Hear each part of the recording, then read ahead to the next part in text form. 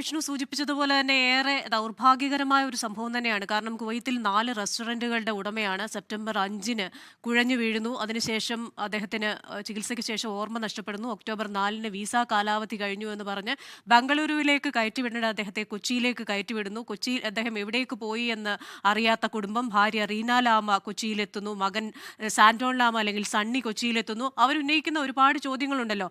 അതിലൊന്ന്, കുടുംബത്തെ അറിയിക്കാതെ കുവൈറ്റിൽ നിന്ന് ഇങ്ങോട്ടേക്ക് അയച്ചു. 2, ഇതുപോലെ ഒരു വ്യക്തിയെ വിമാനത്താവളത്തിൽ കാണുമ്പോൾ അവർക്ക് അസ്വാഭാവികത തോന്നിയില്ലേ? 3, ഇതേപോലെ ഒരു വ്യക്തിയെ കാണുമ്പോൾ ആദ്യം തന്നെ അത്തരം ഒരു അങ്ങനെ ഒരാളിനെ കണ്ടതായി പറയുന്നില്ല. ഇങ്ങനെ ഇവർ ഉന്നയിക്കുന്ന നിരവധി ചോദ്യങ്ങളും ഉണ്ടായിരുന്നല്ലോ.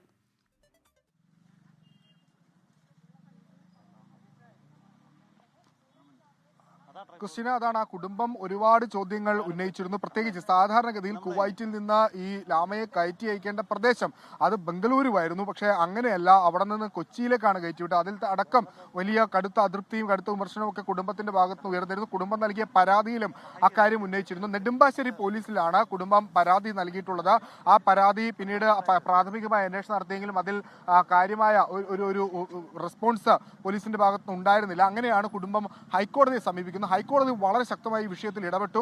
ഹൈക്കോടതിയാണ് ഇതിലൊരു പ്രത്യേക അന്വേഷണ സംഘം രൂപീകരിച്ച എല്ലാ മേഖലകളും കേന്ദ്രീകരിച്ച് അന്വേഷിക്കാൻ നിർദ്ദേശം നൽകിയത്. ഏറ്റവും അവസാനം ഈ കേസ് പരിഗണിച്ച ഘട്ടത്തിൽ ലാമയെ കണ്ടെത്തുന്നതുവരെ ഈ കോടതിക്ക് വിശ്രമമില്ല എന്നായിരുന്നു ജസ്റ്റിസ് ദേവൻ രാമചന്ദ്രന്റെ കമന്റ്. അങ്ങനെ ഇതൊരു വലിയ വിഷയമായി തന്നെ ഹൈക്കോടതി എടുത്തിരുന്നു. കാരണം ഇത്തരത്തിലൊരു മനുഷ്യൻ ഒരു പരസഹായമില്ലാതെ പുറത്തേക്ക് ഇറങ്ങാൻ പോലും പറ്റാത്ത ഒരു മനുഷ്യൻ എവിടെയോ ഇവിടെ ഉണ്ട് എന്നൊരു ബോധ്യം കോടതിക്കുണ്ടായിരുന്നു. ആ പശ്ചാത്തലത്തിലാണ് അങ്ങനെ വളരെ ഗൗരവമായ ഇതിലൊരു അന്വേഷണം വേണമെന്ന കോടതി ആവശ്യപ്പെട്ടത്. പക്ഷേ നിലവിൽ അത് പോസിബിൾ ആയി, അന്വേഷണം നടന്നില്ല, അല്ലെങ്കിൽ അന്വേഷണം വിഫലമായി എന്നാണ് നമുക്ക് മനസ്സിലാവുന്നത്. എന്തായാലും ഇപ്പോൾ പരിശോധനകളൊക്കെ ആരംഭിച്ചിട്ടുണ്ട്.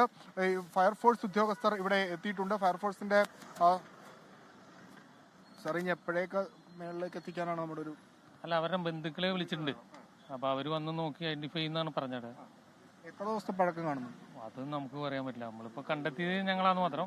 ഫയർഫോഴ്സിന്റെ സ്പെഷ്യൽ ടാസ്ക് ഫോഴ്സ് ഞങ്ങളാണ്. അപ്പം ഞങ്ങളുടെ സേവനം ആവശ്യപ്പെട്ടിരുന്നു ഇന്നലെയല്ല, കഴിഞ്ഞ ആഴ്ച പോലീസ് നമ്മുടെ DGക്ക് കത്ത് കൊടുത്തിട്ട് ഇന്നലെ വൈകുന്നേരമാണ് നമ്മളിവിടെ ഇതിനു മുമ്പ് ഇതുമായി ബന്ധപ്പെട്ട് പരിശോധന പോലീസ് നടത്തിയിരുന്നു. അവരെ പോലീസ് നായൊക്കെ പരിശോധിച്ചെന്നാണ് കേട്ടത്.